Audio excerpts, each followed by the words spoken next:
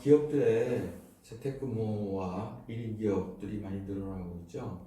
지금 코로나 사태 때문에 코로나 사태 이전부터도 재택근무와 1인 기업은 늘어나고는 있습니다만 지금 코로나 팬데믹 사태 이후에 요구되는 홈오피스에 대해서 한번 저희가 알아보려고 합니다. 재택근무를 위해서 홈오피스를 만들고 싶어 하시는 분들이 상당히 많이 계실 거로 믿고 있습니다. 그래서 오늘은 간단하게 홈오피스 만들기 10가지 체크사항에 대해서 한번 알아보기로 하겠습니다. 일단은 바로 시작하겠습니다.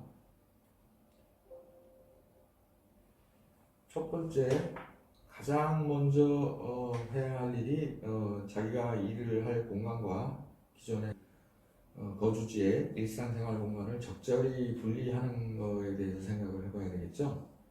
이때 가장 중요한 점들이 이제 몇 가지 있습니다. 주의할 점 중에 하나는 서재방이 기존에 없으시고 홈오피스를 만들 별도의 공간이 이제 없을 경우에 제 경험상 베란다를 개조해서 서재로 만들면 되지 않겠는가 라고 생각하시는 분들이 계셨는데, 사실 그 베란다에다가 홈오피스를 만든다는 것은 거실의 뷰를 가릴 뿐더러 또 냉난방 문제, 또 겨울이나 여름에 특히 냉난방 문제나 전기 배선 문제 등 공사가 좀 복잡해질 수 있습니다.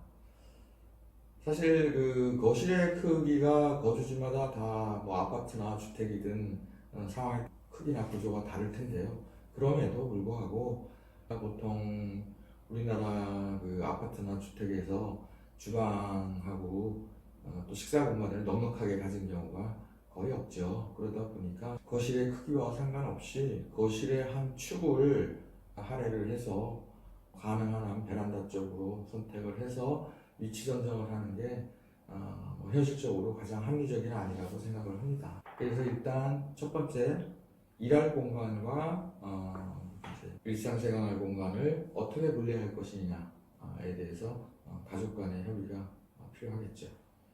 두 번째입니다. 그래서 이제 좀 전에 말씀드린 것처럼 거실을 활용할 경우 배치 공간을 정해야 하는데, 기존에 쓰시고 계시던 소파나 또 장식장, 또 이런 부피가 큰 가구들이 이제 어떻게 배치가 돼야 될지에 대해서 먼저 고려를 해야 되겠죠. 그래서 그 사이즈를 가능하신 줄자로 가로 세로로 재서 다시 배치할 가구들은 가로 세로 사이즈를 먼저 체크를 해 두시는 게 좋겠습니다. 세 번째입니다. 세 번째는 그 거실에다가 홈오피스를 이제 꾸미기로 정해졌으면, 보통은 만나 뵙다 보면 지금 저희가 만들려고 하는 홈오피스 공간이 어쩌다 한번 주말에 잠깐 쓰는 그런 공간이 아니고 거의 풀타임으로 일주일 내내 이제 사무를 볼 수 있을 정도 수준의 홈오피스를 지금 말씀드리는 거기 때문에 일시적으로 쓸 공간이 아니기 때문에 상시 쓰는 홈오피스를 염두에다 두셔야 된다. 그래서 이럴 때는 이제 기존 생활하고 계시는 그 가족들과의 동선이나 소음 문제 등을 고려해야 합니다. 작은 공간이지만 어쨌든 간에 일을 하는 공간이기 때문에 일에 집중할 수 있게끔 가족 간의 분리가 반드시 필요합니다. 네 번째로는 거실 내에다가 이제 홈오피스를 이제 배치한다고 가정을 했을 때 가능하면 거실의 사이즈나 형태가 다 다를 수 있지만 가능하면 창문, 베란다 쪽이죠. 조금이라도 이제 면할 수 있는 쪽에다가 홈오피스를 배치했으면 좋겠습니다. 왜냐하면 그렇게 되면 낮 시간에 조명 없이 근무도 할 수 있고 좀 환기 문제가 있지 시각적으로도 훨씬 덜 답답할 수 있죠. 그래서 어떻게 자를지는 상황에 따라 틀리겠지만 가능하면 베란다 쪽 창문하고 일부라도 면했으면 좋겠다. 그게 저희 생각입니다. 그리고 다섯 번째, 홈오피스 공간을 만드는 데 있어서 가장 합리적인 방법을 저희가 생각을 하다 보니까 이런저런 아이디어가 많이 나왔었는데 결과적으로는 이제 유리 파티션을 활용하는 것입니다. PPT 오른쪽에 나와 있는 이제 사진을 참조해 보시면 알겠지만 TV와의 소파의 거리를 좀 줄여서라도 소파 뒤쪽으로 창문을 면해서 한 평에서 두 평, 내지는 1.5평 정도의 공간을 이렇게 유리 파티션으로 박스형으로 자른 것을 보실 수 있겠습니다. 이런 경우에 유리한 점이 상당히 여러 가지입니다. 일단 소음 차단이 되고요. 또 동선 분리도 될 뿐더러 시각적으로도 개방감이 뛰어납니다. 절대로 좁아 보이지 않고 잘 처리하면 되려 홈오피스에 유리 파티션이 없는 것보다 더 시각적으로 나은 경우도 있었습니다. 심리적으로 안정될 수 있고 일에 집중할 수 있게끔 어쨌든 유리로라도 완벽하게 차단이 돼야 하겠습니다. 이때 주의할 점은 이제 유리로 박스 형태로 만드는데 이제 이 안쪽에 기존 공간에 콘센트가 기존에 있는지 없는지를 확인하셔서 유리 파티션 설치 전에 미리 전기 작업을 해서 콘센트를 추가로 만드시던가 정 그게 어려우시면 연결 코드 준비해 두시면 될 것 같고요. 일단 기본적으로는 그렇습니다. 다섯 번째 사항은 저희가 유리 박스형 파티션으로 홈오피스를 만드는 게 가장 합리적이다를 말씀드렸고요. 여섯 번째, 이 유리 파티션에다가 이제 유리문을 달지 말지. 왜냐하면 냉난방 부분 때문에 그렇습니다. 이 냉난방 부분을 이제 에어컨이나 이런 걸 별도로 또 설치를 하는 문제가 있기 때문에 가능하면 기존에 있는 냉난방하고 같이 공유를 하기 위해서는 이 파티션 상부에 30cm 정도나 20cm, 뭐 15cm 정도 그 여백을 두게 되면은 해결이 됩니다. 홈로는 조그마한 사무실 같은 경우에도 종종 쓰이고 있죠. 그래서 이제 유리문을 달아야 할지 말아야 할지, 슬라이딩으로 해야 될지, 여닫이로 해야 될지, 그냥 유리문은 닫지 않고 그냥 파티션 형태로 쓸지, 파티션 상부는 열어둘지, 어느 정도 열어둘지를 고려해서 생각을 하시면 좋겠습니다. 이 PPT 자료의 좌측 사진을 보시면 우드 프레임으로 처리된 것을 볼 수가 있겠습니다. 그리고 이 유리가 너무 투명한 게 부담이 되면 그 유리에 반투명 시트지를 붙여서 약간 반투명화 시킬 수도 있고요. 또 이제 좌측 출입구 부분에 이제 슬라이딩 도어를 설치를 할 수도 있죠. 또 여닫이도 상관이 없고요. 물론 슬라이딩 도어가 공간을 덜 차지하기는 하지요. 그러나 문이 없는 형태도 뭐 가능합니다. 오른쪽 이미지 같은 경우에는 이제 그 프레임 자체를 금속으로 처리한 것을 보실 수 있겠고요. 이 소파의 뒤쪽을 보시면 이 하단 부분은 마치 그 침대 헤드하고 유사한 형태의 하부 부분은 솔리드로 된 이런 파티션 형태가 되어 있는 거고, 이런 경우에는 3유리 시트지를 안 붙이고 투명한 유리로 처리하신 것을 볼 수 있겠습니다.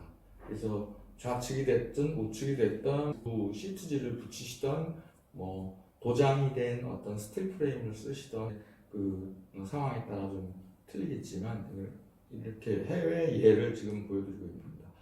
해외는 이미 해외 자료에 보시면은 벌써 이런 형태의 유리 박스형 홈 오피스가 많이 확산이 되고 있더라고요. 다음에는 7번째입니다. 이 안으로 들어가서 이제 컴퓨터 책상이 필요한데, 이 책상 컴퓨터 데스크탑만 놓는 게 뭐 노트북도 놓고 또 한쪽에는 스피커, 프린터도 놓아야 되기 때문에 가능하면 길이보다는 폭이 넓은 것이 유리합니다. 의자는 사무용 의자가 아닌 의자들을 사용하셔도 상관은 없지만 여기는 이제 근무하는 곳이기 때문에 가능하면 바퀴도 달려 있고 이제 회전이 되고 높낮이 조절되는 게 장시간 근무하는 데 쓰기에는 훨씬 편리한 것은 사실입니다. 최근에는 이런 사무용 의자라고 해서 예쁘지 않은 게 아니라 이런 사무용 의자도 예쁜 것들이 많이 나와 있으니까 인터넷에다 서치를 해보시면 찾아보실 수 있겠습니다. 8번째입니다. 이 좌측 사진에서 보시면 이제 거실과 이제 이 홈오피스가 같이 제가 봤을 때는 뭐 6대4 정도로 보이는데요. 이렇게 옆에 뷰를 봤는데, 이런 경우에는 이제 별도의 도어를 두지 않고 파티션 형태로 열어놓은 형태인데, 이렇게 집안 활동에 소음이 심하지 않은 조용한 집 같은 경우에는 굳이 문을 안 닫아도 상관이 없으실 거라고 보입니다. 그리고 오른쪽 사진을 보시면 이 홈오피스 안쪽인데요. 안쪽에 이 이미지는 오피스에서 이제 바깥쪽 방향, 그 거실 쪽을 바라다보는 방향으로 책상 배치를 한 걸 볼 수 있겠습니다. 이제 책상이 굉장히 좁은데 여기는 상황이 그렇게 된 모양입니다. 그리고 이런 수납 공간이나 책꽂이를 이 벽 쪽으로 둔 이렇게 왼쪽 사진처럼 근무를 벽을 향해서 할 수도 있겠습니다. 이 업무를 수행함에 있어서 이 수납 공간을 확보하는 게 중요하죠. 이게 어쩌다가 한번 근무하는 공간이 아니라 완전히 풀타임으로 근무를 하는 공간이기 때문에 필요한 수납은 충분히 갖춰줘야 됩니다. 뭐 컴퓨터 관련 용품도 있을 수 있고 문구류, 작은 물품 보관함이나 서류 봉투함, 보관용 박스, 바인더함, 그리고 뭐 파일 등 부피가 큰 것을 정리하는 작은 캐비넷이나 책상들도 나름 갖추는 게 좋습니다. 9번째입니다. 이 홈오피스 공간의 마감재는 일하시는 분의 취향을 반영하되 가능하면 간결하고 일하는 분위기를 내기 위해서 좀 스타일리시하고 모던한 모노톤이나 다크 브라운 등 차분한 색상을 추천합니다. 이미지에 보시면은 좌측에 있는 사진을 전면 부분은 다크 그레이로 처리하고 나머지는 우드 시트로 처리한 걸 볼 수 있겠고요. 가운데 있는 사진인 경우에는 굉장히 소규모의 홈오피스인데 저기도 역시 벽 쪽에다 책꽂이를 두고 약간의 그 우드를 쓴 것을 볼 수 있겠습니다. 오른쪽 사진 같은 경우에는 이제 좀 폭이 넓은 케이스인데 한쪽 벽을 다크한 색깔로 이렇게 눌러주고 나머지는 따뜻한 우드 색상으로 한 걸 볼 수 있겠습니다. 이 바닥재 같은 경우에는 굳이 뭐 특별한 바닥재를 쓰실 수는 없고요. 거실 바닥재를 그대로 연결해서 쓰시면 될 것 같습니다. 그 다음에 10번째입니다. 그래서 마지막으로 저희 베란다를 간단한 업무 공간 겸 휴식 코너를 이제 만든 사례를 이미지로 보여드리고 있는데요. 이런 경우에 아주 간단한 업무나 또는 잠깐 쉴 수 있는 그런 휴식 코너로 활용을 하는 게 좋을 것 같습니다. 여기서 이제 본격적인 근무 공간으로서는 여러 가지 제약사항이 많으니까. 그럼 오늘 저희가 소개시킨 10가지 이제 체크사항인데요. 이 상황들은 이제 그 상황에 따라 조금 수는 있겠지만 기본적으로 저희가 10가지로 묶어서 한번 검토를 해 본 겁니다. 오늘 말씀드린 얘기 중에서 가장 중요한 얘기는 역시 거실에다 홈오피스를 만들 때 유리 박스 형태로 작던 크던 하는 게 가장 유리하다.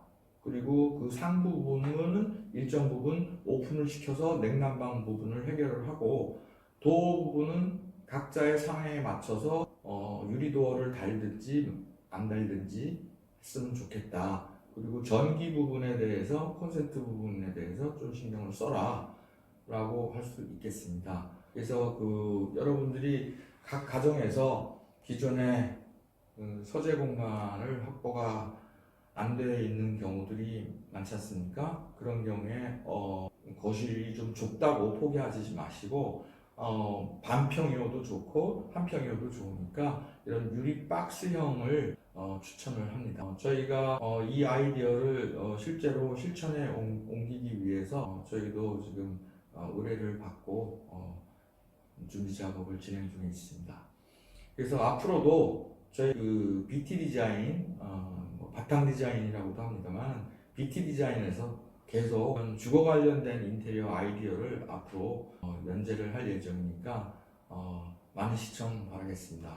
그리고 좋아요, 구독 눌러주시면 앞으로 더 열심히 공부하겠습니다. 감사합니다.